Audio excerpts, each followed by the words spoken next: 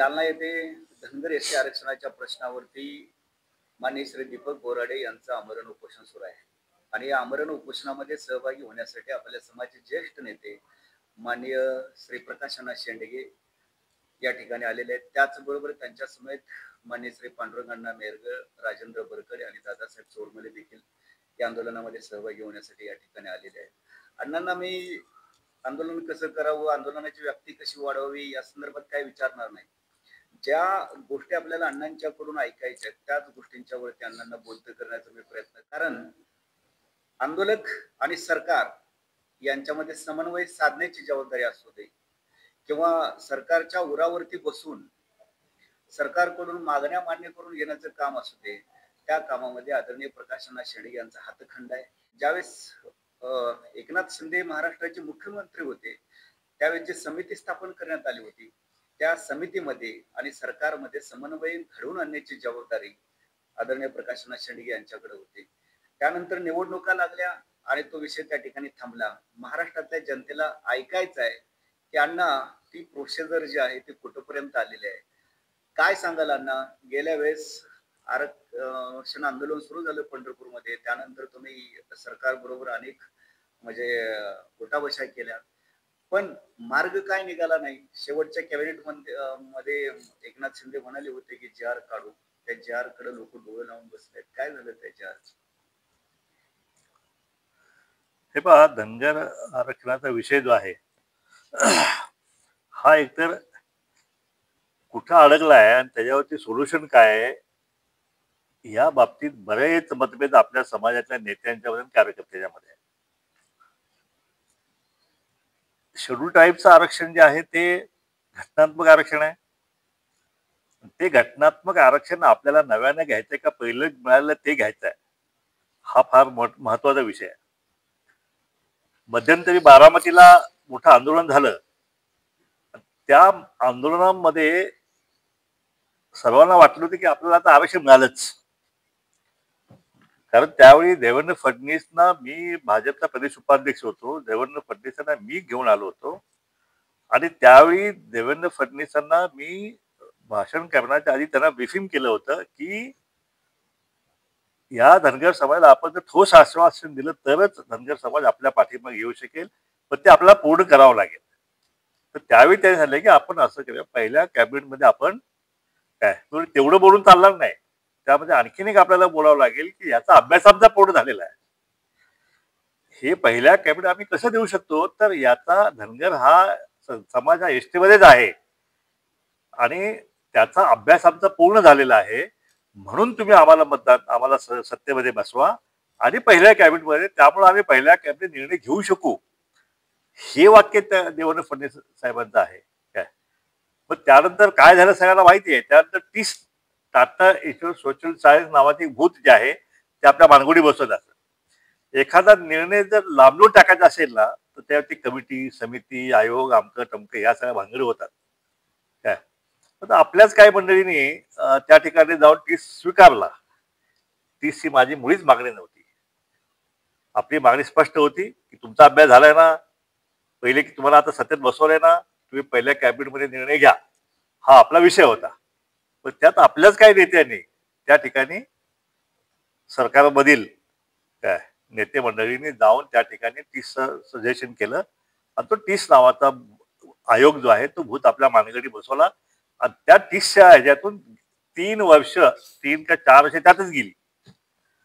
काय झालं टीसच्या आयोगाचं, तो टीसचा आयोग नेमला, पण पुढे त्या टीसचं झालं काय, त्यांनी कुठं कुठे केलं, कसं सर्वेक्षण केलंय, कुठल्या गावाला गेला होता, कुठं, ह्याचा फॉलोअप कोणी घ्यायला पाहिजे, हा कोणी घेतला का. त्या ठिकाणी शाळा कॉलेजची नवीन पोरं ती यायची आणि ती एक प्रश्नावली करून आणायची की तुमच्या घरात कोण दारू पिते का, 6वी साडी कोण घालते का, असली म्हणजे फालतू प्रश्नावली जी आहे ती तयार करून तिच्यावर सर्वेक्षण झालं काय.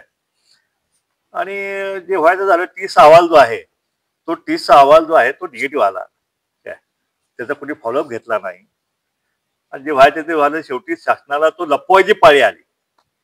महाराष्ट्र शासनानं आज सुद्धा 30चा अहवाल जो आहे तो स्वीकारला पण नाही आणि पब्लिश पण नाही केला आणि कुणाला माहित पण नाही त्यात काय चाललंय काय झालंय म्हणून. म्हणजे तो अहवाल जो आहे तो लपवण्याची पाळी जी आहे ना ती सरकारवरती आली. आपले नेते काय म्हणायचे, ते कागदोपत्री लागते काहीतरी, कागदोपत्री सिद्ध करावं लागतं ना, समाज मागासलेला आहे हे ते सगळं ते काय. पण तो सर्वेक्षण झालाय आता ते अहवाल आल्या ताबडतोब हे मिळणार, सर्टिफिकेट मिळणार आणि हेलिकॉप्टरमध्ये भंडारा उधळायचा असं पण ऐकलं होतं मी, किंवा ते येणार आहे आणि हेलिकॉप्टरमध्ये भंडारा उधळणार आहे. हा काय झालं, कुठे गेला तर हेलिकॉप्टरमधला भंडारा, काय झालं शेवटी काय. शेवटी प्रत्येकाने विचार करताना सामाजिक भान जे आहे, हा भोळाबाबडा समाज आहे, आपण कशाला त्याला भलत्याच दिशेने घेऊन जायचं त्याला काय. आणि त्याच्यामध्ये 30 मुळे आपलं कम्प्लीट ते 4 वर्ष जे आहे ना ते त्याच्यातच गेलीत. पण अजून सुद्धा कोणी विचारत आता तो नावच हे जे बंद झाली 30चा अहवाल. पण मी विसरलो नाही ना. आणि त्या 30च्या नंतर मग आणखी एक कमिटी नेमली, सुधाकर शिंदे कमिटी आली, अस्तित्वात आली. ती सुधाकर शिंदे कमिटी काय, ते आता बाकीच्या सगळ्या राज्यांनी कसं कसं केलंय आता त्याचा अभ्यास केला पाहिजे आपल्याला काय. हा कारण शेवटी कसं आहे, सरकारला काय वेळ मिळाला पाहिजे. वेळ कसा मिळेल तर कमिटी समिती नेमली तर सरकारला यातून वेळ मिळतो.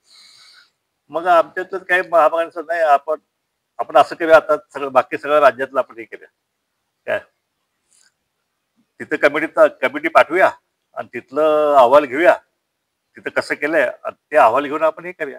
मग ठीक आहे ते करा तुम्ही काय. सुधाकर शिंदे समिती नेमली, ती सुधाकर शिंदे समितीला काही अवधी देण्यात आला, 2 महिन्याचा, मला 2 महिन्याचा अवधी का देण्यात आला.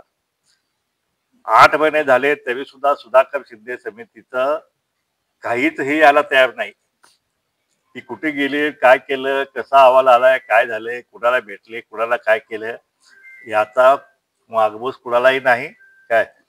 शेवटी ज्यावेळी पंढरपूरचं आंदोलन आपण केलं काय, त्यामध्ये पांडुरंग मिरगळ त्यांनी महत्वाची भूमिका घेतली. त्यामध्ये उपोषण करते जवळजवळ आपली 9 मुलं त्या ठिकाणी बसले, त्याला बोराडे पण बसले होते. तर त्या ह्याच्यामध्ये आपण ती एक मागणी केली की बाबा रे, तुम्हाला तुम्हाला द्यायचं आहे ना, आता तुमच्याकडे सुधाकर शिंदे समिती जी आहे तिचा अहवाल तुम्ही घ्या आणि त्याच्या आधारे तुम्ही ताबडतोब पहिल्या जी होणारी कॅबिनेट, शेवटची कॅबिनेट जी आहे त्या अहवाल सादर करून शेवटच्या कॅबिनेटमध्ये त्या अहवालाच्या आधारे तो मंजूर करा आणि सर्टिफिकेट द्यायला चालू करा. हे आमचं ठरलं शिंदे साहेबांसोबत बैठकीमध्ये, किंवा ते ठीक आहे. ज्यावेळी उपोषण सोहळ्याला मंत्रिमंडळ पाठवलं त्या ठिकाणी मी त्यावेळी आपला माहिती आहे, मी यशवंत सेनेचं आंदोलन झालं त्याच्यावर मी मध्यस्थी केली सोडवण्यासाठी, पंढरपूरचं आंदोलन झालं मीच मध्यस्थी केली सोडवण्यासाठी, हाकेंचं आंदोलन झालं, ओबीसीचं आंदोलन झालं ते सुद्धा सोडवण्यासाठी मीच त्याची मध्यस्थी केली होती काय. अशी अनेक आंदोलनं जी आहेत काय. पण हा जो सुधाकर शिंदे समितीचा अहवाल जो आहे, मग सुधाकर शिंदे समिती कुणाची, त्यात सगळे आपले धनगरच आहेत. पण त्या सुधाकर शिंदे समितीचा अहवाल घेता घेता मेटाकुडी चालू आम्ही, ह्याला ओळखा त्याला ओळखा, अरे बाबा असं आहे, अरे बाबा तसं आहे, ते आहे, कसं करून ते सह्या एकदाच्या झाल्या. आम्ही कुर्ल्याला कुठल्या तर एका ह्याच्यामध्ये भेटलो, एका सेंट्रल गव्हर्नमेंटच्या ह्याच्यामध्ये आम्ही भेटलो काय. आणि मग ते अहवाल जो आहे तो तयार झाला.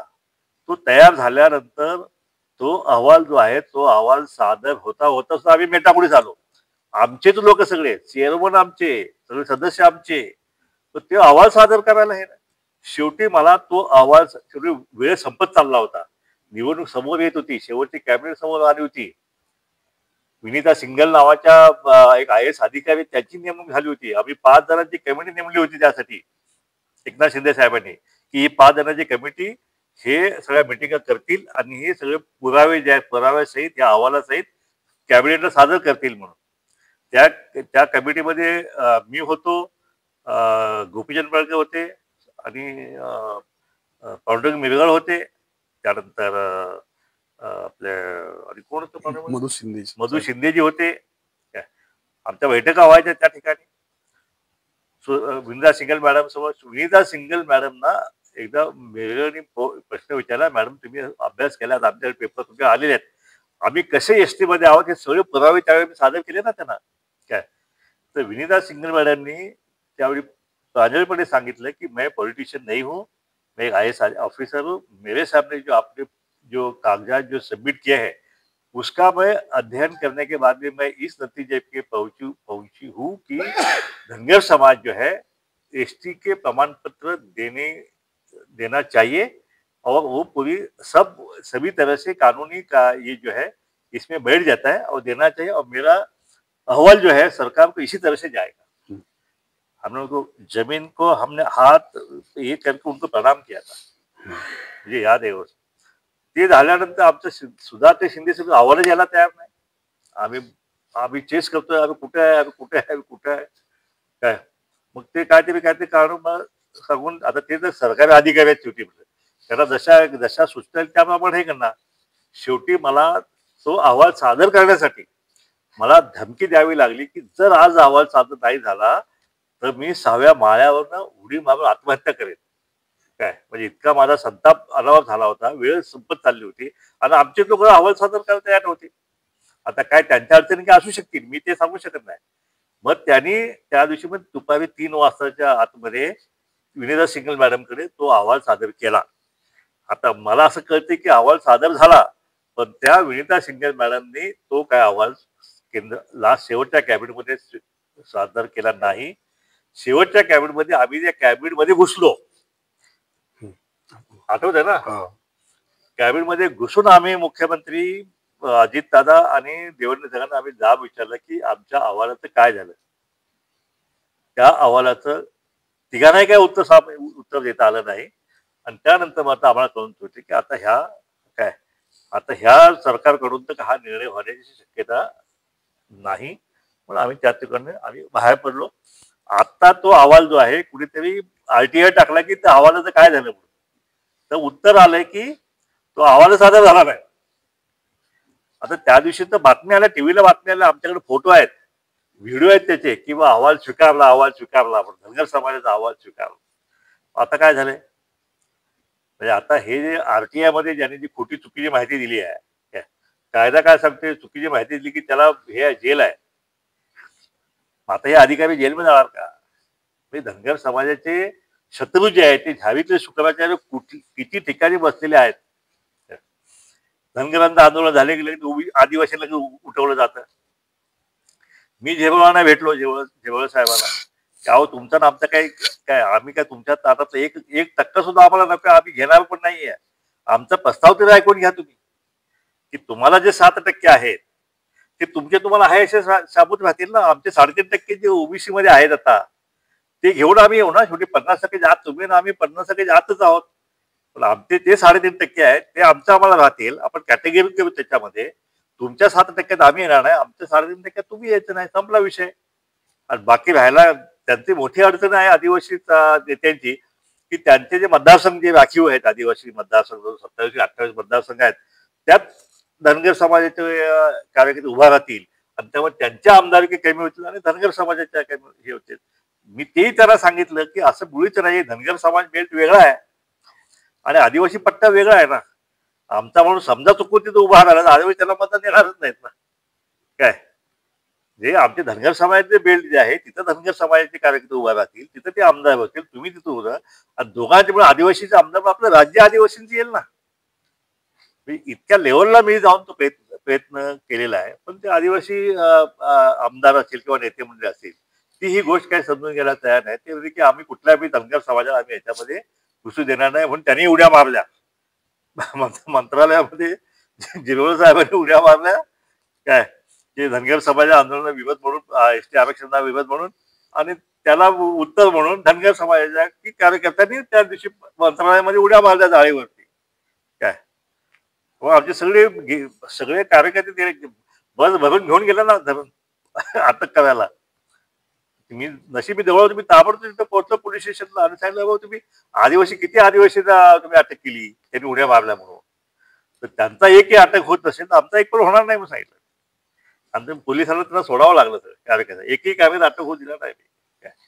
तर अशा तऱ्हेने हे जे ST आरक्षण जे आहे एक तर कोर्टाच्या कच्च्यातात पण अडकलो होतो विनाकारण. तिथं काय व्हायचं झालं, तिथं शेवटी निकाल विरोध गेला की की या महाराष्ट्र सरकारला किंवा कुणाला किंवा हायकोर्टला सुद्धा अधिकार नाही किंवा सुप्रीम कोर्टला सुद्धा अधिकार नाही की कॉमा स्वल्पविराम र ड शब्द बदलणे ह्याचा अधिकार जो आहे, ह्याचा अधिकार कोर्टाला हायकोर्टला सुद्धा नाही. हा अधिकार फक्त पार्लमेंटला आहे. त्यामुळे तुम्ही पार्लमेंटमध्ये जा. पार्लमेंटमध्ये हे तुम्ही अमेंड करून घेऊन या. अशा प्रकारचा निकाल आला. ते जे खिलारी कुटुंब होतं, त्यांनी बोगस दाखले धनगडचे घेतले होते, ते रद्द झाले. पण ते रद्द झालं म्हणून आपण आरक्षण मिळालं का? नाही मिळालं. त्याच्यामुळे तसं तसं होऊ शकत नाही ना. एक तर महाराष्ट्र शासनाने स्पष्टपणे म्हणायला पाहिजे की धनगर हे एकच आहेत. आता आता हल्ली आता गेल्या महिन्यात आणखी एका राज्याने काहीतरी डिक्लेअर केलं. छत्तीसगडने डिक्लेअर केलं धनगड आणि धनगर एकच आहे. पण तशी भूमिका महाराष्ट्राने घ्यायला पाहिजे आणि आणि दाखले द्यायला सुरू केले पाहिजे. जो कोणी कोर्टात जायचं आम्ही कोर्टात बघू ना काय होतं ते काय. शेवटी ही भूमिका जी आहे हा सरकारच्या मानगुटी बसून हा विषय करणं हा फार महत्वाचा. त्यामुळे फार मोठ्या लेवलचं आंदोलन जे आहे ते करणं आवश्यक आहे. तर त्यासाठी सगळ्यांनी मिळून एकत्रितपणे विचार करून जसं बारामती आंदोलन पेटवलं तशा प्रकारच्या एका आंदोलनाची फार मोठ्या आंदोलनाची आवश्यकता आहे असं मला वाटतंय. आता त्यासाठी प्रयत्न सुद्धा मध्ये बारामतीला मिटिंग झाली, लोणंदला मिटिंग झालेली आहे, मुंबईत आमची एक मिटिंग होणार होती, आता जालन्यामध्ये उपोषण सुरू आहे. त्यामुळे बाकी सगळे विषय मागे पडले तर ठीक आहे, जालन्याचं आंदोलन सुरू आहे ना, ते तरी आपण रेटून सगळेजण मिळून ते यशस्वी करूया या भूमिकेत आता आम्ही सगळे आलेलो आहे. त्यामुळे म्हणून मी आज त्या ठिकाणी या आंदोलन म्हणजे आलो बोराडेच्या आंदोलनाला मी पाठिंबा डिक्लेअर केला, समाजाला आव्हानही केले किंवा हे आंदोलन जे आहे आपल्याला अगदी गावापर्यंत हे आंदोलन आपल्याला घेऊन जायला पाहिजे. कारण शेवटी तुम्ही किती वेटा उभा करताय याच्या पसरते. आता जरांगीने वेटा उभा केला ना काय बेकायदेशीर घटनेला पायदळी तुडवून काढलं पण जे दिला ना त्याच्या हातामध्ये. अण्णा तोंडापर्यंत आलेला घास आपल्याला घेता आला नाही. अशी कोणती अदृश्य शक्ती आहे या सगळ्या कटकारस्थानांच्या मागे? अहवाल देखील कॅबिनेट समोर येत नाही आणि दुसऱ्या बाजूला शेवटच्या कॅबिनेट मध्ये जार काढून तयारी केली असताना देखील ऐन वेळेस अशी कोणती अदृश्य शक्ती या सगळ्या घडामोडी तुमच्या पाठीमागे कार्यान्वित होते आणि ती अदृश्य शक्ती जी आहे ते आपलं आरक्षण पाडते. आता ह्या अदृश्य शक्तीचा शोध जो आहे काय हा पत्रकार म्हणून पत्रकारांनी घ्यावा आणि तो समाजापुढे आणावा. काय समजलं का? मी तर म्हणाले की आपला 30चा अहवाल जो आहे तो सरकारने आमच्यातलाच कुठेतरी आणलाय तो. आणि त्यामुळे सरकार 4-5 वर्ष वेळ मिळाले ना 30च्यामुळं. आता त्यात कॅबिनेट आम्ही कॅबिनेट मोजत होतो, पहिली झाली, दुसरी झाली, तिसरी झाली, 6वी झाली. 30चा लोकांनी अहवाल हे आयोग बसवला की आम्ही मोजणं पण बंद करून टाकलं ते. आता कॅबिनेट मोजायच्या पण नाही ना. तुमच्या निदर्शनास आलेले आहे त्या अदृश्य शक्ती पण तुम्ही सांगत नाहीये. हा कसं आहे, सामाजिक कार्यामध्ये काम करत असताना नामोल्लेख टाळणं हा एक मार्ग असतो की ज्याच्यामुळे कॉन्फ्लिक्ट अवॉइड होतात आणि एकमेकांविषयी गैरसमज सुद्धा अवॉइड होतात. म्हणून मी त्या मागणी पडत नाही. पण एक नक्की आहे की हा लढा जो आहे हा लढा हा आमचे वडील शिवाजी बापू शेंडगे 68 सालापर्यंत लढत होते एसटीच आम्हाला आरक्षण पाहिजे म्हणून.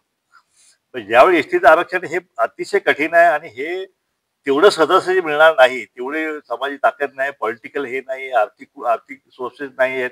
मग अशा वेळी हा जो समाज जो आहे जो खड्डे खातोय, जो वेठबिगार आहे, जो ऊसतोड कामगार आहे, जो हमाली करतोय काय अशा मेंढपाळी करतोय, ह्याच्यातून बाहेर काढायचं असेल तर या समाजाला एक आरक्षण देऊन त्याला एक शिक्षणाचं वाघिणीचं दूध पाजलं पाहिजे. तर हा समाज त्यातून बाहेर पडेल. या कल्पनेतून पछाडून शेवटी शेंडगे बापूंनी मेळावे घेऊन समाज एकत्र केला आणि सांगलीमध्ये राजीव गांधींना त्या ठिकाणी बोलवून त्या ठिकाणी मागणी केली. त्यावेळी राजीव गांधी एसटीची मागणी जी आहे ती तुमची फार म्हणजे घटनात्मक आहे. त्यामुळे असा सजाशी भाषण करून होणार नाहीये. जे महाराष्ट्र सरकार जे करू शकते ते तुम्ही मागा. मग त्यातून ते हे झालं. त्यावेळी हरिभाऊ शेळके असतील, बापू असतील, अनंतराव पाटील असतील, या सगळ्या मंडळी ज्या आहेत त्यावेळी काकासाहेब थोरात होते, मल्हारराव माहुलकर होते, आपले नाशिकचे हाके साहेब होते, ह्या सगळ्या कोल्हापूरचे हजारे गुरुजी होते. ह्या सगळ्यांनी मिळून शेवटी निर्णय घेतला की बापू आपण असं करूया, जे मिळतं ते घेऊया. आपल्याला जर आपल्याला भटक्या मुक्ताची सवलत म्हणून आपल्याला मिळत असेल, 3.5% आरक्षण मिळत असेल आणि मोफत शिक्षण त्यातून मिळत असेल आणि नोकऱ्या, सरकारी नोकऱ्या आणि शिक्षणामध्ये आपल्याला जागा मिळत असेल, 100ला 3.5% एक्सक्लुझिव्ह धनगर मिळत असेल, तर त्या घेतल्या पाहिजेत आपण. असं म्हणून त्या सगळ्यांनी म्हणून शेवटी विचार करून शेवटी ह्या एनटीच्या सवलती ज्या आहेत त्या पदरात पाडून घेतल्या, की म्हणलं ह्या एनटीच्या सवलतीमुळं आपली पोरं शिकतील. काय कुठे तर IAS IPS अधिकारी सगळे होतील, पोलीसमध्ये असतील, तलाठी होतील, कोण कलेक्टर होतील, कोण काय होतील, कोण इंजिनियर होतील. या माध्यमातून समाज शिक्षण घेऊन मुली आपल्या शिकतील आणि त्याचा उपयोग इतका मोठा उपयोग झाले की मेंढपाळांच्या मुली सुद्धा MBBS डॉक्टर झाल्या. अगदी 45-42% MBBS ऍडमिशन मिळाले.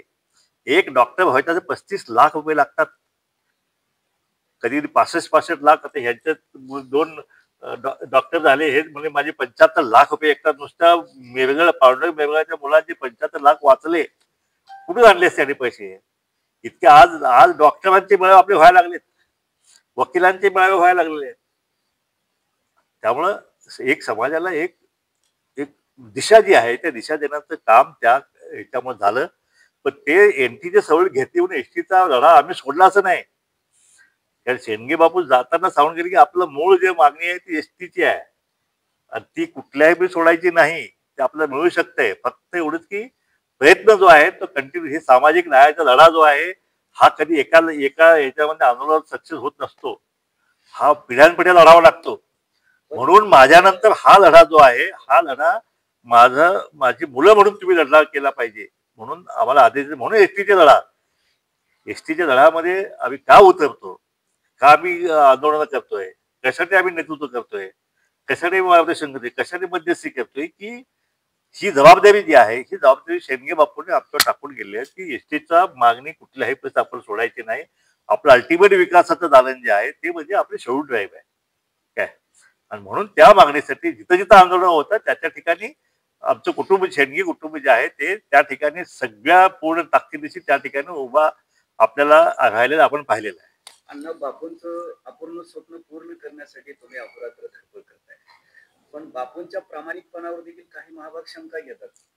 अधूनमधून मी ते ऐकत असतो. काही जण म्हणतात की आम्हाला त्यावेळेस एसटी मिळणार होते पण आम्हाला एनटी मिळाली. याबद्दल काय सांगाल तुम्ही? आम्हाला त्यावेळेस मिळणार होते एसटीचं आरक्षण पण मिळालं नाही. म्हणजे बापू आणि बापूंच्या सहकार्याने जे अहोरात्र कष्ट केलं, जे प्रचंड मोठ्या प्रमाणावरती मेहनत घेतली, डोंगराला भेटले ते वेळ प्रसंगी, त्यांच्या प्रामाणिकपणावरती देखील शंका घेण्याचं काम काही महाभाग या ठिकाणी करत असतात. मात्र बापू सांगून गेलेले आहेत की माझं जे स्वप्न आहे ते एसटी आरक्षणाचं होतं आणि ते म्हणजे तुम्हाला पूर्ण करायचं आहे. काय सांगू, खरोखरच म्हणजे एसटी त्यावेळेस मिळणार होते? हे बघा असं आहे की आता मराठा आरक्षणचं आपण सगळ्यांनी पाहिले, लाखोंचे 58 मूकमोर्चे निघाले, मराठा समाज मिळाले त्यांना आरक्षण. आता अजून सुद्धा त्यांचे चालू आंदोलन सगळे काय. ते जे आरक्षण मिळालं आपल्याला कुठलेही आंदोलन न करता, एकाही कार्यकर्त्याच्या डोक्यात एकही काठी पोलिसाची बापणी पडू दिली नाही. स्वतःच्या ह्याच्यावरती एक टीम उभा केली महाराष्ट्रामध्ये त्यांनी आणि एक टीम म्हणून त्यांनी काम केलं आणि त्यावेळी ही मागणी सगळ्यांनी मिळून एकत्रितपणे मागणी केली होती की आपण जे मिळते ते घेऊया. एसटीचा लढा अगदी स्वातंत्र्य काळापासून सुरू आहे. अजून किती वर्ष लागतील माहित नाही. आज विचार बघा, आज 3.5% आरक्षण नसतं, आज समाजाची काय अवस्था असते, कुठे असतं समाज. आज पोरं आपली गेली ना, साता समुद्र पलीकडे गेली ना, आयटी इंजिनियर प्रोफेशनल, गुगलचा प्रेसिडेंट आपला धनगर समाजाचा मुलगा आहे इथला. मी त्याशी बोललो. आज IAS होतात, IPS होतात, सगळं व्हायला लागलं ना सगळे. आज बघा तुम्ही एका पोलीस स्टेशनमध्ये जा, तुम्ही दिसेल तुम्हाला किती पोलीस दिसेल आपले धनगर समाजाचे. हा विकास झालाच ना. ठीक आहे, हा पूर्ण विकास नाहीये पण काहीतरी मिळालं ना आपल्याला. आणि ते जर आपण त्यावेळी बापूंनी हे केलं असणार, आमची मूळ आमची एसटी लेके तो एसटी लेंगे नाही तो नाही कुछ लेंगे काय, त्या गुज्जर समाजात सगळं झालं असतं ना आपलं. ते गुज्जर समाज माहिती आहे ना राजस्थानमध्ये काय झालं ते. त्या राजस्थानमध्ये या देशाचं सगळ्यात मोठं एसटीचं आंदोलन गुज्जर समाजाने केलं की हमको एसटी का सर्टिफिकेट चाहिए. 550 लोक मेले गोळीबारामध्ये इतकं मोठं आंदोलन, अख्ख्या राज्यातली ट्रेन बंद करून टाकली त्यांनी, बसेस बंद, यातायात बंद टाकलं, हजारो कोटी नुकसान झालं त्या ठिकाणी. तो मिळालं का शेवटी? आज सगळ्यात 1% सुद्धा आरक्षण त्यांना मिळालं नाही. आता हे सुद्धा आंदोलन होऊन 20 वर्ष झाली त्याची, अजून त्याला ते एसटीत करतात ते. आता आपलं पण आंदोलन एवढी वर्ष चालूच आहे ना. काय कोर्टात गेलो, कोर्टातून आपल्याला निकाल आपल्या बाजून झाला नाही. कोर्टाची लढाई किती वर्ष चालेल माहित नाही अजून. म्हणून रस्त्यावरची लढाई जी आहे ती तरी लढली पाहिजे. पण तिथं सुद्धा बरेच मतभेद, पक्षी आणि भूमिका आडव्या येतात. हे सगळं सुरूच आहे ना. त्यातून हे आंदोलन आपलं वेचत चालू आहे आपलं ते. काय म्हणून जोपर्यंत आपल्याला एसटी मिळत नाहीये तोपर्यंत एनटीचं आरक्षण टिकवणं हे प्रत्येक धंदे बांधवाचं कर्तव्य आहे, हे मला सांगायचं आहे. त्यात आता जे भाजी भाकरी आहे, ही जी भाजी भाकरी आहे, जी आज मिरगळ सारख्या मुलाबाळांचं आज भविष्य घडलेलं आहे त्या भाजी भाकरीमुळे, ती भाजी भाकरी सोडून द्यायची का आपण? ती टिकवली पाहिजे ना. ठीक आहे, आपला एसटीचा लढा आपला चालू राहिला, आपला लढा आहे तो. आपल्याला तो कधी ना कधी आपण जिंकणारच आहोत.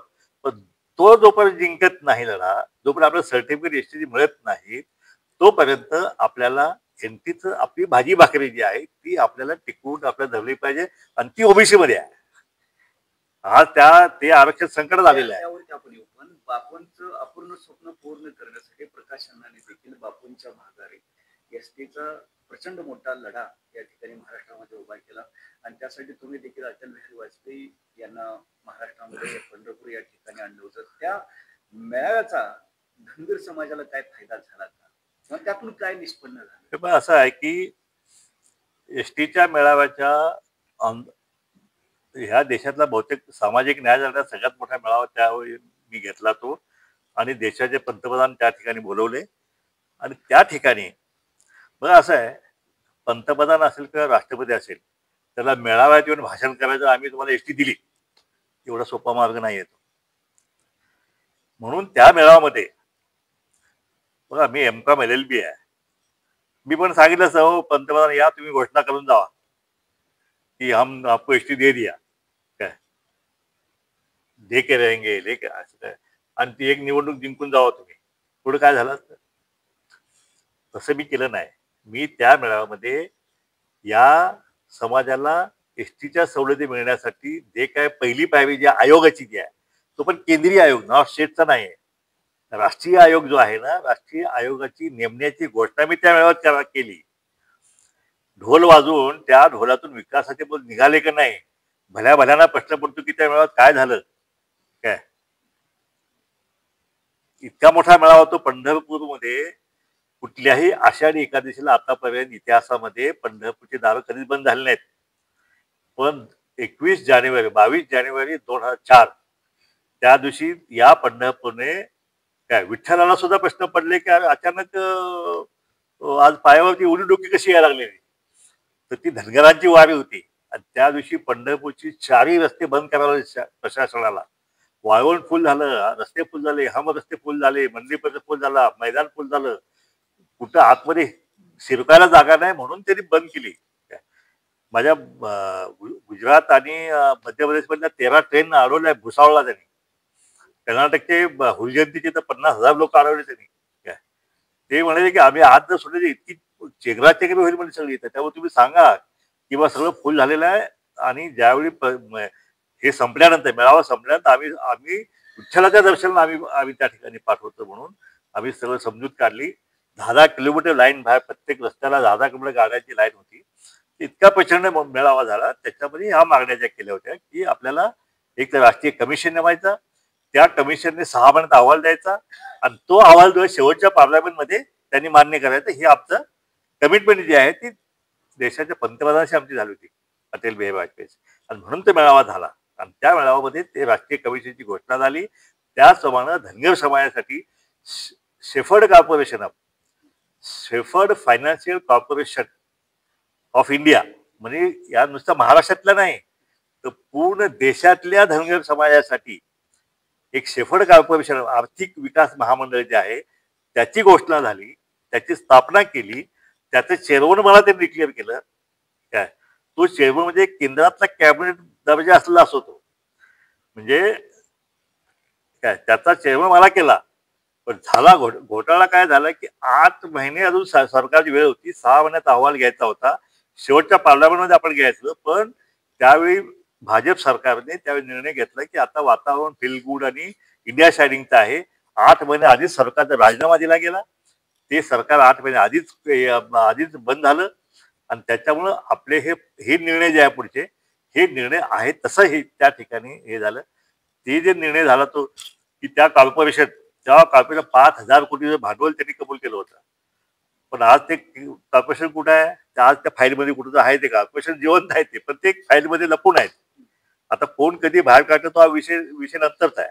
आयोग तेवढा कारण हा आयोगाचा अहवाल पण सादर झाला ना. आयोग बाळकृष्ण रेणके आयोग जो आहे तो बाळकृष्ण रेणके आयोग त्यानंतर काँग्रेस सरकार आलं. त्यांच्याकडून मी तो आयोग जो आहे तो रेणके आयोग स्थापन करून घेतला ना. आणि त्या रेणके आयोगाचं सगळं सर्वेक्षण करून त्याच्या 10% आरक्षण जे आहे स्पेशली 10% आरक्षण द्यायला पाहिजे म्हणून सांगितलं. आणि त्याच्यामध्ये विधानसभेच्या सुद्धा जागा सुद्धा हे स्पेशल बजेट द्यायला पाहिजे. विधानसभेत जागाच आरक्षण दिलं गेलं पाहिजे. अशा प्रकारच्या शिफारशी ज्या आहेत त्या शिफारशी रेणके कमिशनकडून आपण करून घेतलेल्या आहेत. ते आता सरकारकडे पेंडिंग आहे ते. पण मध्यंतरी 15 वर्ष त्या ठिकाणी यांचं सरकार आलं, काँग्रेस सरकार आलं. त्यामध्ये आणखीन काय त्या ठिकाणी पवारसाहेब होते. त्यांनाही जाऊन भेटलो होतो. मी या रेणके कमिशनच्या शिफारशी ज्या आहेत त्या स्वीकारा. त्यामध्ये धनगर समाज आहे, भटक्या उपभोक्त्यांसाठी बऱ्याच शिफारशी त्यामध्ये आहेत. पण त्यानंतर त्याच्यावरती काही झालेलं नाही. आणि ते महामंडळ जे आहे ते महामंडळ तशाच अवस्थेत आहेत. म्हणजे त्या ओसाडगावचा पाटील आज सुद्धा मीच आहे. चांगली गोष्ट आहे. पण हे सगळं मिळालं ना अण्णा त्यामुळे तरी. दुसरी 2 राजकीय प्रश्न विचारतो अण्णा. धनगरांना तुम्ही आश्वासन दिल्यानंतर म्हणजे देवेंद्र फडणवीस यांनी आश्वासन दिल्यानंतर एकदा सोडून 3 वेळा मुख्यमंत्री झाले. बिरोबा देवळा सहित फडणवीसांना पावला, बाळूमामा मंदिरा सहित फडणवीसांना पावला. 2014 मध्ये मुख्यमंत्री झाले, नंतर पहाटेचे मुख्यमंत्री झाले, आता पुन्हा फिरून मुख्यमंत्री झाले, दरम्यानच्या काळात उपमुख्यमंत्री झाले. धनगरांनी आशीर्वाद दिला. 3 वेळा मुख्यमंत्री आणि एकदा उपमुख्यमंत्री झाले. आणि ज्या धनगरांच्या जीवावरती त्यांना हे मिळालं, राज्यातलं काँग्रेस राष्ट्रवादी सरकार जाऊन त्यांचं सरकार सत्तेवरती आलं, त्या धनगरांनी त्यांना भरघोस पाठिंबा दिला, मतदान केलं. त्या धनगरांच्याकडे बघायला त्यांना वेळ नाही आज. ह्यालाच राजकारण म्हणतात ना. उपमुख्यमंत्री पद मिळाले, पण आज धनगर त्यांच्या लेखी तोंडी कुठंच नाहीये. मराठा समाजाने मात्र कार्पेट हातरत आहेत. इथं तर आम्ही कमी पडलो ना. आम्ही यांच्यावरती दबाव निर्माण करायला, जसं एक रेटा जो निर्माण करावा असतो या राज्यामध्ये, तो रेटा आम्ही निर्माण करू शकतो. मराठा निर्माण केला. म्हणून आज त्यांना आरक्षण ते टिकेल का नाही टिकेल ते जाऊ द्या नंतरची गोष्ट आहे. पण त्याचा कागद तर दिला, जी अर्थ दिला ना. पण तशा प्रकारचा रेटा जो आहे तो धनगर समाजाच्या सगळ्या नेत्यांनी कार्यक्रम म्हणून केला पाहिजे. माझ्यापर्यंत जेवढा प्रयत्न करायचा तेवढा मी प्रयत्न करत असतो. ज्या ज्या ठिकाणी आंदोलन आहे त्या ठिकाणी जो काय म्हणजे मानसिक पाठिंबा असेल, आर्थिक पाठिंबा असेल, बाकी क्रियाशील पाठिंबा असेल, हा सगळा पाठिंबा आम्ही देतच असतो. आणि हा लढा जो आहे तो हा लढा शेवटी जीवात जीव असेपर्यंत प्रकाश शेंडगे हा लढा लढल्याशिवाय राहणार जिंकेल की नाही माहित नाही.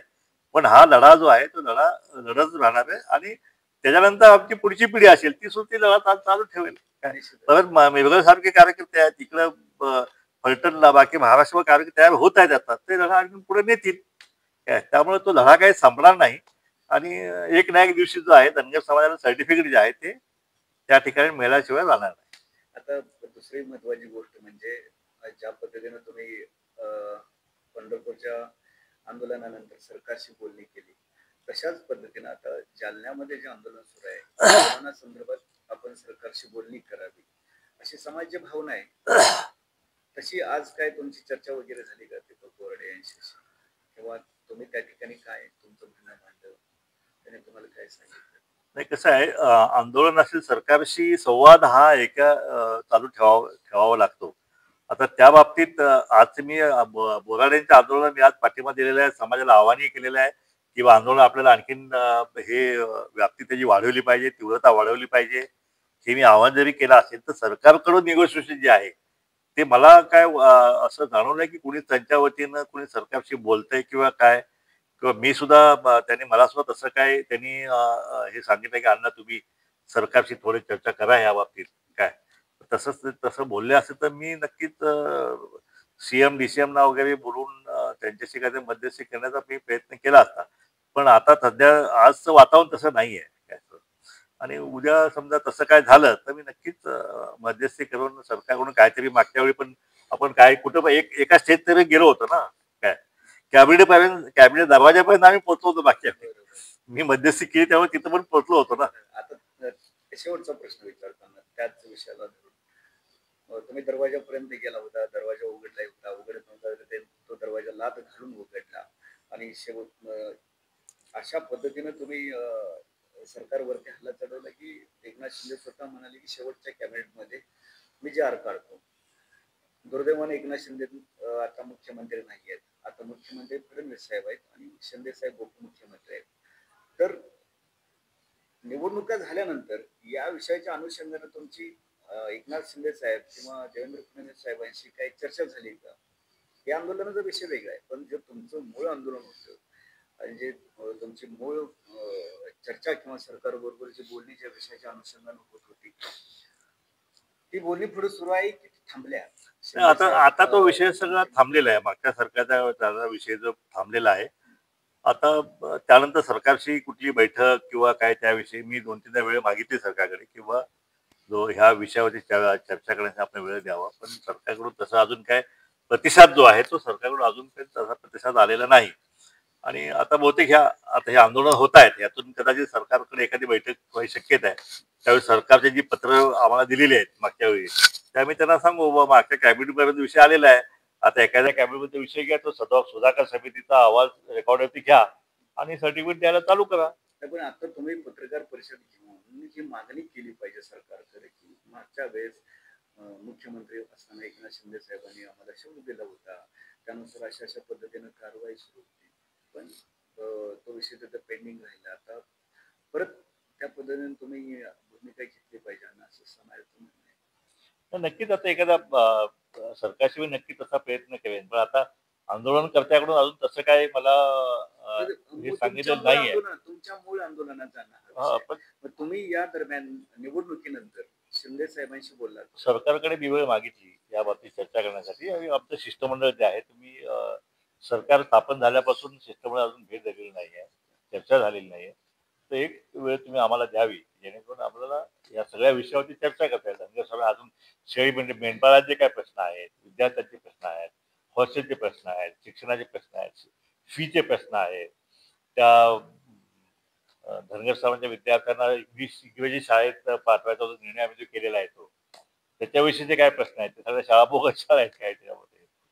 तर ह्या सगळ्या प्रश्नावरती एक बैठक जी आहे ती बैठक मागितलेली आहे. माझ्यामध्ये सरकार आता आंदोलन तर सुरू झालेले आहे. आता सरकारचे आता थोडे डोळे उघडतील आणि मला वाटतं की सरकार आता लवकरच बोलवतील चर्चेला.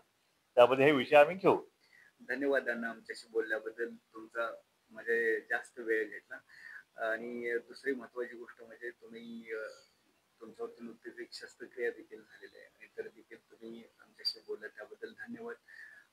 मी पांडुरंग अण्णांच्याकडे जातोय, पण अण्णांनी ज्या पद्धतीने सांगितलं की मी लवकरच सरकारशी बोलणी करेन आणि जो जे मूळ आंदोलन आमचं होतं, जार काढण्याचा जो विषय होता, या संदर्भात देखील सरकारशी बोलणी करेन आणि मूळ आंदोलनाचा दुसरा टप्पा जो आहे तो मी लवकरच सुरू करेन. त्यासाठी मी पत्रकार परिषद घेऊन तशी मागणी करेन, संबंधितांना मी भेटेन आणि हा प्रश्न जो आहे तो माझ्यापर्यंत मी पुढे घेऊन जाण्याचा प्रयत्न करेन. त्याच वेळेस त्यांनी जालन्याच्या आंदोलनाला देखील आपलं सर समर्थन या ठिकाणी दिलेलं आहे. सर्व समाज बांधवांना आवाहन केलं आहे की उद्याच्या 24च्या मोर्चामध्ये आपण लाखोंच्या संख्येनं यावं, रेटा वाढवावा, जनरेटा वाढवावा आणि या अशा भूमिकेमुळेच शेंडगे फॅमिलीने शेंडगे कुटुंबियांनी समाजाच्या मनामध्ये घर केलेलं आहे.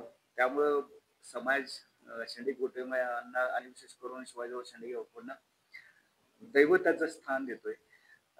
अशातच मी आता या ठिकाणी माननीय श्री पांडुरंग अण्णा मेरकर हे देखील अण्णांच्या सोबत या ठिकाणी जालन्यामध्ये आलेले आहेत. त्यांना विचारतो की अण्णांची तब्येत गेल्या काही दिवसांपासून ठीक नाही. आपण अण्णांना आग्रह केला होता आणि अण्णा देखील मीडिया समोर किंवा समाजकार्यामध्ये गेल्या काही महिना 2 महिन्यामध्ये दिसत नव्हते. काय जरा अण्णांच्या तब्येतीविषयी परिस्थिती जरा सविस्तर सांगा, कारण समाजाला पण कळते की या सगळ्या कठीण परिस्थिती असताना देखील अण्णा मुंबईहून जालन्याला आले, आज रामदेव गेला, पुन्हा उद्या मराठवाड्याचा दौरा सुरू आहे.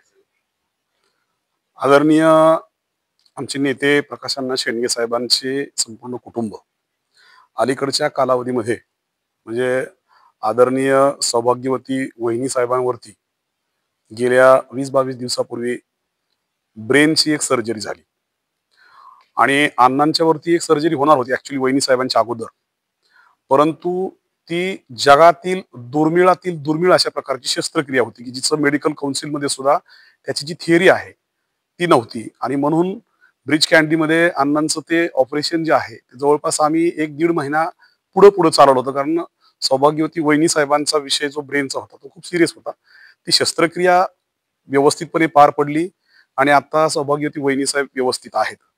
अण्णांवरती गेल्या 10-12 दिवसापूर्वी जी शस्त्रक्रिया झाली त्या माध्यमातून अगदी परवा जीभ एवढी जड आली होती की अण्णा बोलू शकत नव्हते. म्हणजे आदरणीय ओबीसीचे राष्ट्रीय नेते छगन भुजबळ साहेबांना बीडच्या संदर्भामध्ये काही विशिष्ट गोष्टींवरती आदरणीय अण्णा साहेबांवरची चर्चा करायची होती, पण अक्षरशः अण्णांना बोलता नाही आलं.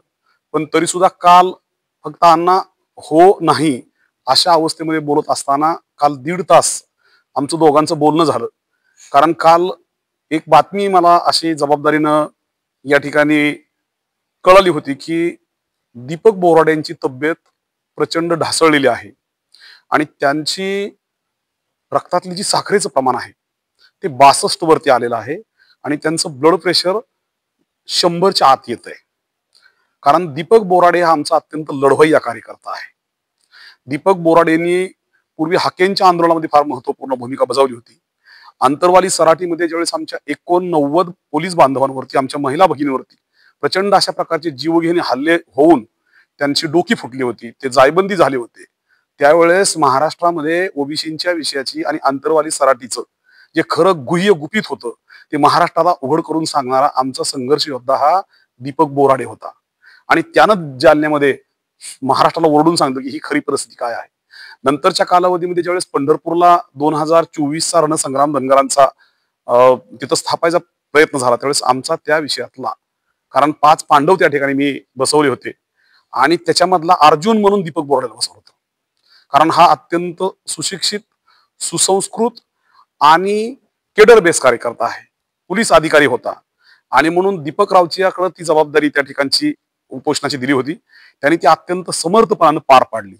अशा अवस्थेमध्ये आमचं आंदोलन थांबलेलं नव्हतं आणि सरकारनं आदरणीय अण्णांनी त्यावेळेस धनगर जमात आणि महायुतीचं सरकार याच्यामध्ये एक शांतीदूत म्हणून, एक डिझास्टर मॅनेजमेंटचा संघर्ष योद्धा म्हणून, स्वर्गीय बापूंचा वारस म्हणून आणि धनगर जमातीचा खंबीर नेता, संरक्षक म्हणून आदरणीय अण्णांनी त्या ठिकाणी भूमिका पार पाडली होती. म्हणजे मला आठवतं की ज्या दिवशी श्रावणदादा वाक्षेंच्या सौभाग्यवतींचं उपोषण त्यावेळेस आम्ही सोडवायला आलो त्यावेळेस अण्णा आणि मी एका गाडीवरती होतो, एका गाडीमध्ये होतो अण्णांच्या, आणि अण्णा सद्गतीत होऊन एवढा सात्विक संताप अण्णांना आला होता की त्यांनी तडक मला सांगितलं की पांडुरंग, आता मी माझं आणि सुधाकर शिंदेचं फोनवरती बोलणं झालंय, मी आता तडक मंत्रालयामध्ये जाणार आणि मी मंत्रालयाच्या 6व्या मजल्यावरून डोक्यावरती उडी टाकून मी माझं जीवन संपवणार. कारण आदरणीय बापूंनी जाताना म्हणतात की प्रकाश, मी तुझ्याकडं सगळ्या संपत्तीचा विषय तर दिलाय, पण ही जी माझी धनगरी जमात आहे, ही जी स्वतःच्या दऱ्याखोऱ्यामध्ये, उड्या नाल्यामध्ये, डोंगर दऱ्यामध्ये, जंगलामध्ये स्वतःचं भविष्य शोधते, तुला ह्या जगातलं अत्यंत उच्च प्रकारचं शिक्षण मी दिलेलं आहे, तू BCom LLM आहेस, पण प्रकाश तुला ह्या धनगर जमातीला न्याय द्यायचा आहे. म्हणून आज अण्णांकडं जवळपास त्यांच्या कारोबारामध्ये हजारो माणसं काम करतात, अरबो खरबोंचा व्यापार आहे, प्रचंड अशा प्रकारच्या सुखसोयी आहेत. महाराष्ट्रातली जी लोक मंत्री संत्री होऊन जेवढी माया जमायचा प्रयत्न करतात तेवढी माया अशी धुळखात पडलेली आहे. अशा अवस्थेमध्ये हा नेता आजही धनगराच्या डोंगर दऱ्यातल्या लोकांचे अश्रू पुसण्यासाठी स्वतःवरती, स्वतःच्या सौभाग्यावरती प्रचंड अशा प्रकारच्या शस्त्रक्रिया, जगातील दुर्मिळातील दुर्मिळ शस्त्रक्रिया आज झालेला असताना सुद्धा आज जालन्यामध्ये देशप्रेमी चॅनलच्या समोर बसलेले आहेत. आज रात्र आहे आणि अशा अवस्थेमध्ये त्यांना मुंबईला परतायचंय. सुरक्षेचा विषय आम्ही आग्रह करतोय, गेले तासभर झाला की अण्णा आता तुम्ही इथं थांबा.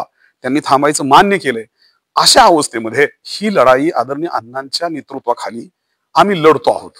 पंढरपूरच्या रण मैदानामध्ये ज्यावेळेस माझ्या कार्यकर्त्यांचे जीव की प्राण तळमळायला लागले होते, माझा गणेश असेल, यशवंतांना गायके असेल, माऊली हळदवर असेल, विजय तमनर असेल, ही धनगरांची दट्टी कट्टी पोरं खात्यापित्या घरची घरंदाज धनगरांची लढवई होते. ज्यावेळेस त्यांच्या शुगर ड्रॉप होत होत्या त्यावेळेस माझा जीव तिळतिळी तुटत होता. आणि त्या चंद्रभागेमध्ये एक दृश्य धनगर समाजामधला माणूस पाहता की आता यदा कदाचित पांडुरंग मेरगळच्या मांडीवरती एखाद्या उपोषणकर्त्याचा देह ठेवून त्या ठिकाणी चंदनाच्या सुवासामध्ये चंद्रभागेच्या मैदानामध्ये अशी एक चिता पेटणार होती की जिवंत पांडुरंग मेरगळ आणि मृत झालेला एक उपोषणकर्ता ही चिता बघणार होते. आणि ती गोष्ट आदरणीय चंद्रकांत दादा पाटलांचे माझे खूप ग्रहसौख्य आहे. आमचं घरचं येणं जाणं लहानपणापासून, मी भारतीय जनता पार्टीमध्ये 25 वर्ष होतो आणि हा विषय आदरणीय अण्णांनी सांगितलं की पांडुरंग हा धनगर आरक्षणासाठी चंद्रभागेमध्ये चंदनाच्या चितेवरती जर आमचा एखादा योद्धा त्या ठिकाणी त्यांनी प्राण सोडला तर तो जिवंत अग्नी समाधी घेणार आहे. आणि त्यावेळेस मग आदरणीय अण्णांना घेऊन शंभूराज देसाई साहेब आणि चंद्रकांत दादा पंढरपूरला आले. पांडुरंगाच्या साक्षीनं सगळ्या अधिकाऱ्यांच्या रविवारच्या सुट्ट्या कॅन्सल झाल्या आणि त्या दिवशी राज्याच्या मुख्य सचिवापासून, प्रधान सचिवापासून, आदिवासी सचिवापासून, इतर मागासवर्गीय सचिवापासून अनेक मिनिस्टर्स, अनेक आमदार, खासदार, धनगर जमातीचे आजी माजी आमदार, खासदार, नेते, संघटनांचे नेते, आदरणीय अण्णा असतील, मधु शिंदे साहेब न्यायालयीन लढ्याचे असतील, मी स्वतः असेल, सगळी मंडळी आम्ही मंत्रालयामध्ये त्या ठिकाणी सह्याद्रीवरती जमलो आणि एक ऐतिहासिक बैठक झाली. अमोलजी हा लढा स्वर्गीय बापूंच्या बरोबर त्या ठिकाणी मल्हारराव माहूरकर असतील, आनंदकुमार देवकते असतील, काकासाहेब थोरात असतील, डॉक्टर शेंबडे साहेब असतील, अण्णासाहेब लेंगरे असतील, अशा असंख्य धनगर वीरांनी हा लढा गेली 50 वर्ष चाललेला लढा आहे. माझ्या अंगावरचा रोम रोम उभा आहे. अशा अवस्थेमध्ये धनगर समाजाच्या लढ्याच्या ती ऐतिहासिक बैठक ज्यावेळेस सह्याद्री अतिथीगृहावर झाली त्यावेळेस माननीय मुख्यमंत्री, तत्कालीन मुख्यमंत्री एकनाथजी शिंदे साहेबांनी त्यावेळेस आम्ही त्यांना हे सांगितलं की केंद्रातले काही कायदे अॅट्रॉसिटीच्या कायद्यासारखे असतील किंवा वन हक्क जमिनीच्या कायदे हे केंद्रीय कायदे आहेत आणि ह्या कायद्यामध्ये सुद्धा त्याचं ज्यावेळेस 348च्या 3 नुसार जे ट्रान्सलेशन झालेलं आहे आणि ते ट्रान्सलेशन सुद्धा धनगर म्हणून आहे. आणि संसदेचं जे पब्लिकेशन असतं दरवर्षीचं हिंदीमध्ये त्याच्यामध्ये आजही धनगर लिहिलं जातं. ज्या सामाजिक न्यायाचे जे विभाग आहेत जे पूर्वी देशाच्या गृह मंत्रालयाच्या अखत्यारीत होते, देशाचं गृह मंत्रालय सुद्धा म्हणलं की धनगर आणि धनगर हा जो विषय हा एकाच विषयासाठी उच्चारलेले हे 2 शब्द आहेत. आणि प्लॅनिंग कमिशन असेल, गृह मंत्रालय असेल, अनेक डिपार्टमेंट असतील, ह्या असंख्य गोष्टीमध्ये घटनेचं बेसिक स्ट्रक्चर असेल. आम्ही येडे गबाळे नाहीये, आम्ही चंद्रगुप्त मौर्यांचे, सम्राट अशोकांचे वंशज आहोत. गंगाजल निर्मल पुण्यश्लोक मातोश्रींचे लोकोत्तर लोकमातेचे वंशज आहोत. आम्ही येडे गबाळे नाहीये. अलीकडल्या 5000 वर्षाच्या कालावधीमध्ये 1900 वर्ष राज्य हे धनगर राजांनी केलेलं आहे. आणि म्हणून आम्ही अत्यंत सुशील, सुसंस्कृत, न्यायप्रिय अशा प्रकारची आमची जमात आहे.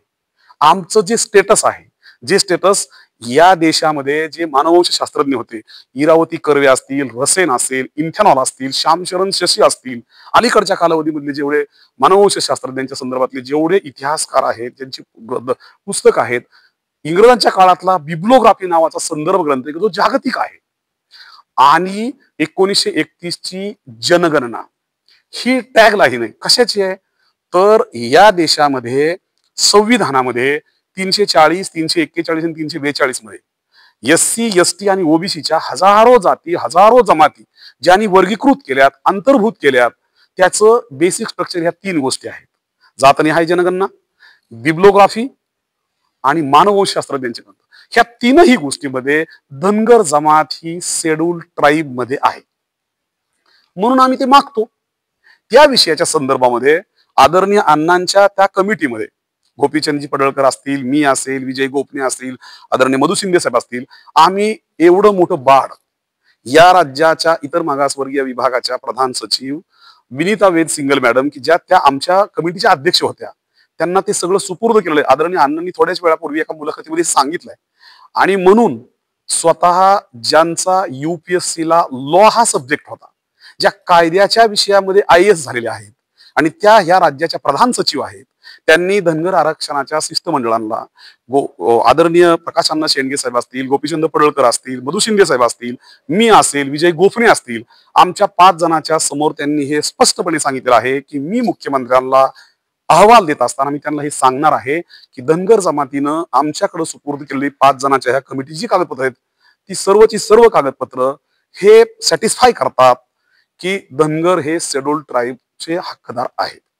अशा अवस्थेमध्ये आम्ही 15 दिवस त्या मंत्रालयामध्ये खालून वरून खाली जात होतो आणि त्याच दिवशी ज्यावेळेस अण्णांना सात्विक संताप आला आणि त्यांनी मंत्रालयाच्या 6व्या मजल्यावरून उडी टाकून धनगर जमातीसाठी आत्महत्या करण्याची धमकी ज्यावेळेस आम्हाला दिली त्यावेळेस आम्ही ठरवलं आणि आम्ही त्या ठिकाणी अण्णांच्या भोवती कडं केलं आणि अण्णांना आमची एक टीम त्या ठिकाणी अतुल सावे साहेबांच्या बंगल्यावरती घेऊन गेली आणि आम्ही स्वतः गेलो आणि आमचा दीपक बोराडे असतील, आमचे ईश्वर ठोंबरे असतील, आमचा अनिल गोयेकर असेल, ह्या सगळ्या कार्यकर्त्यांनी मंत्रालयाच्या 6व्या मजल्यावरून डायरेक्ट 3ऱ्या मजल्यावरच्या त्या चाळीवरती उड्या टाकल्या.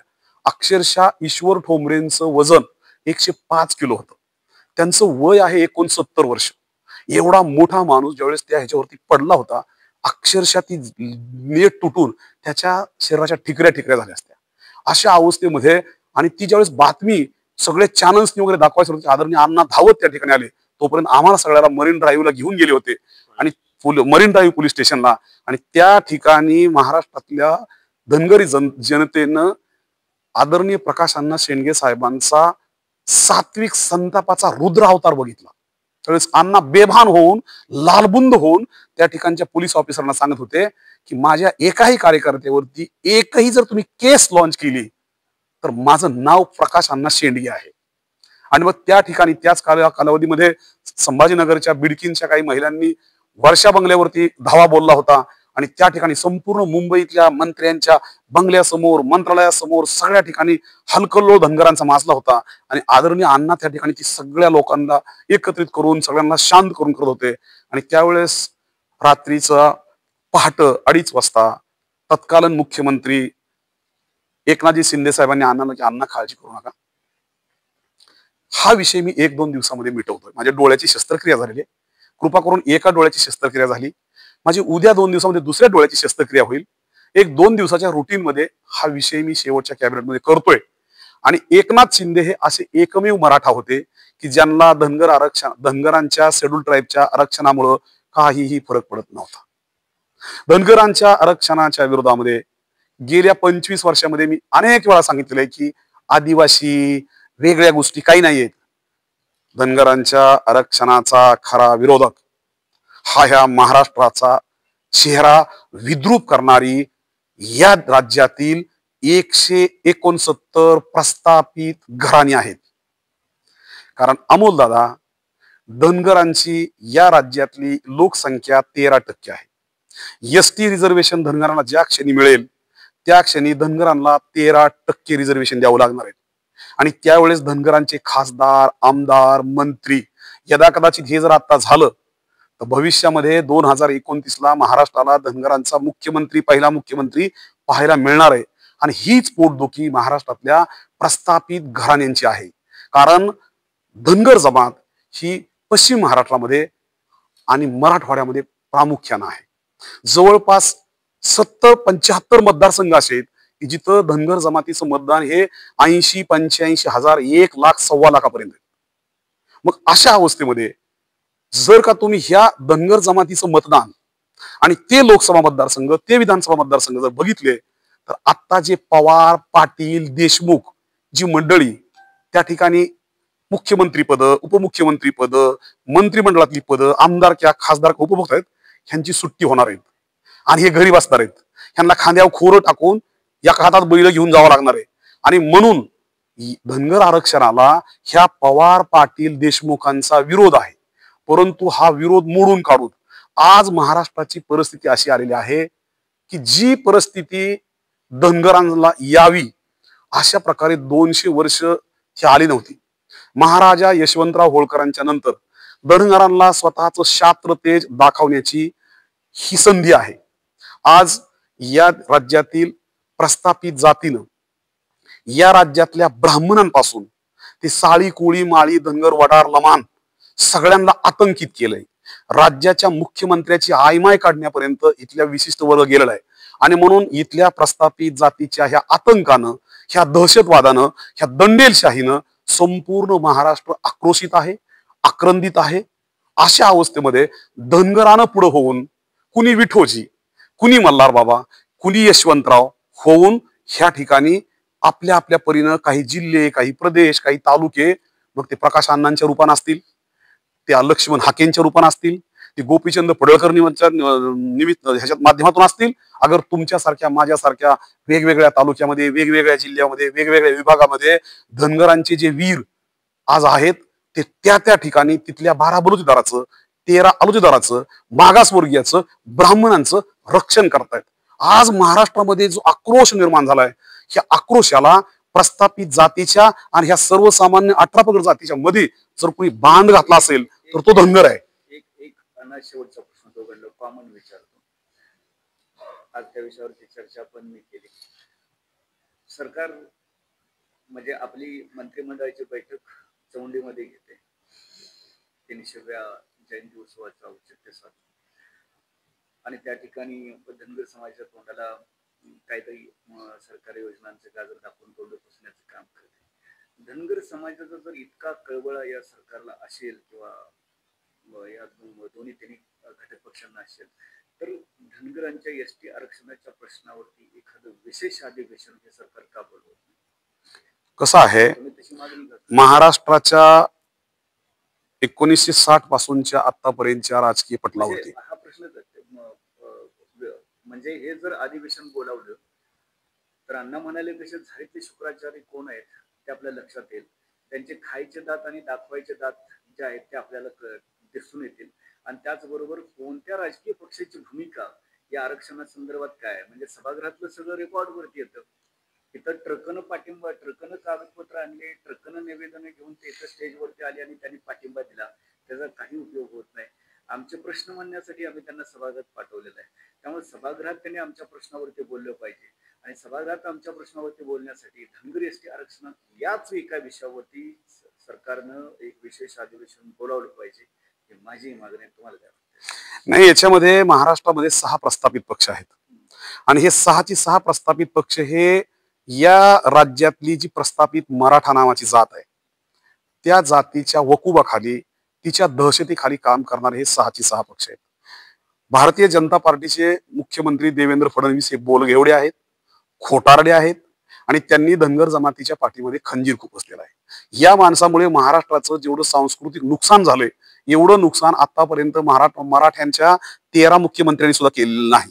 ह्या माणसानं ह्या महाराष्ट्राची सगळी जातीय ह्याची घडीच विस्कटून टाकली. गावगाडा एवढा अशांत केला की वडार लमानापासून, वैद नंदीवाल्यापासून ते धनगर माळ्यापर्यंत सगळे आतंकित करून टाकले. भारतीय जनता पार्टी ही RSSच्या हिंदुत्वादाच्या ह्याच्यावरती काम करणारा पक्ष आहे. त्यांना कुठल्याही जातीचं काही देणं घेणं नाही. आरक्षण त्यांना हटवायचंय आणि ह्या देशातल्या ब्राह्मण सोडून इतर सर्वांना त्यांना असं वाटतं की परशुरामानं ही पृथ्वी 27 वेळांनी क्षत्रिय केलेली आहे आणि त्यामुळे आता फक्त 2च म्हणजे मधला वैश्य आणि क्षत्रिय संपलेला आहे. आता फक्त शूद्र आणि ब्राह्मण एवढे 2च वंश आहेत. ब्राह्मण ते आहेत आणि उरलेले सगळे शूद्र आहेत आणि हे सगळ्या शूद्रांनी ब्राह्मणांची सेवा केली पाहिजे.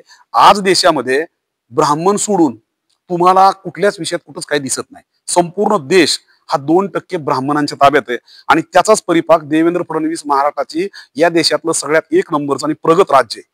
म्हणून आता सध्या महाराष्ट्रामध्ये सगळे जात घटक हे आक्रंदित आहेत, सगळे असुरक्षित आहेत. काय देवेंद्र फडणवीसांना हे सांगता येत नाही का मराठ्यांना की तुम्ही शैक्षणिक दृष्ट्या मागास नाही, तुम्ही सामाजिक दृष्ट्या मागास नाही.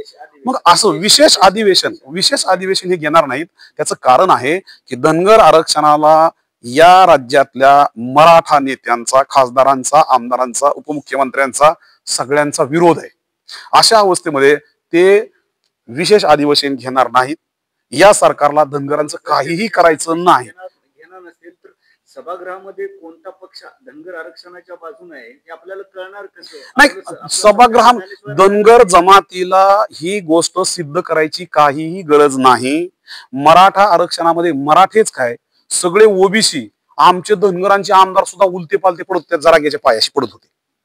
म्हणजे जे धनगरांच्या मतावर निवडून आले ती मराठ्याची 10,000 सुद्धा मतं ज्यांना पडत नाहीत ती 5-10 हजार मतांसाठी इकडे 1 लाख धनगरांच्या ओबीसीच्या मतांची अवहेलना करून आमचीच लोक तिथे जाऊन पालती पडत होती. मराठ्यांना नावं काय ठेवता? पहिले धनगराचे आमदार आहेत ना, त्यांच्या नडगे हाणले पाहिजेत, त्यांना फोकाने हाणलं पाहिजे. ही धनगर जमातीची सध्याची शोकांतिका आहे. अशा अवस्थेमध्ये सरकारनं विशेष अधिवेशन वगैरे घ्यायची गरज नाही. एकच मुद्दा तुम्हाला मी सांगेल की ज्यावेळेस आदरणीय अण्णांच्या नेतृत्वाखाली आम्ही मागच्या निवडणुकीच्या वेळेस लढा लढत होतो आणि ज्यावेळेस मुख्यमंत्र्यांच्या समोर आम्ही प्रधान सचिवांना ज्यावेळेस हे सांगितलं की अशा अशा प्रकारचे कायदे आहेत आणि त्या कायद्यामध्ये 36 क्रमांकावर धनगर लिहिलेलं आहे, त्या रात्री सराफ नावाच्या महसूलच्या एका उपसचिवानं त्या ठिकाणी राज्याच्या आदिवासी विभागाच्या सचिवाला वाघमारेला हाताशी धरून रात्री 12 वाजता 374 नंबरनं एक GR कॅन्सल केला, जो GR 1996चा होता, ज्याच्यावरती राज्यपालाची सही झाली होती. ही अशी कुठली लोकशाही आणली हो तुम्ही की विधिमंडळानं पारित केलेला एखादा GR एखाद्या विभागाचा, मंत्रालयाच्या विभागाचा एक उपसचिव कॅन्सल करतो? काय केलं की सांगितलं असं काय? म्हणजे काय होतंय की या राज्यामध्ये ज्यावेळेस धनगरांवरती संकट आणायचंय त्यावेळेस मात्र तुम्ही काय करता की महसूल ऍक्ट मध्ये 36 क्रमांकावरती मराठीमध्ये जिथं धनगर लिहिलेलं आहे तिथं तुम्ही आदिवासी विभागाच्या वाघमारे नावाच्या सचिवाच्या शिफारशीवरून तुम्ही धनगर ड करता. एवढी ताकद जर महाराष्ट्र राज्याच्या एका विभागाच्या एका उपसचिवावरती असेल तर मग अमोलदादा वेगळं अधिवेशन बोलवायची काय गरज आहे? त्याच उपसचिवाला सांगा ना मुख्यमंत्र्यांनी की तू एक असं नोटिफिकेशन काढ की या राज्यातील सर्व कलेक्टर्सला, प्रांताधिकाऱ्यांना कळवण्यात येते की एसटी आरक्षणाच्या सूचीमध्ये 36 क्रमांकावरती लिहिलेली जी धनगर ड आहे त्याला धनगर असं वाचावे आणि सर्टिफिकेट देऊन टाका. निश्चितच. काय गरज नाही आम्हाला याची. धन्यवाद आदरणीय अण्णा. आणि 2 अण्णा आपल्याशी बोललेले आहेत आणि दोन्ही अण्णांनी या ठिकाणी आपली भूमिका जी आहे त्यावरती सविस्तरपणे या ठिकाणी म्हणले. आपल्या समाज बांधवांच्या वतीने आपण त्यांना धन्यवाद देऊयात आणि त्यांच्याकडून आपण हा प्रश्न सुटेल अशी अपेक्षा या ठिकाणी ठेवूयात. नमस्कार. खूप वेळ घेतला अण्णा. पुन्हा एकदा मी धन्यवाद. समाज बांधवांच्या वतीने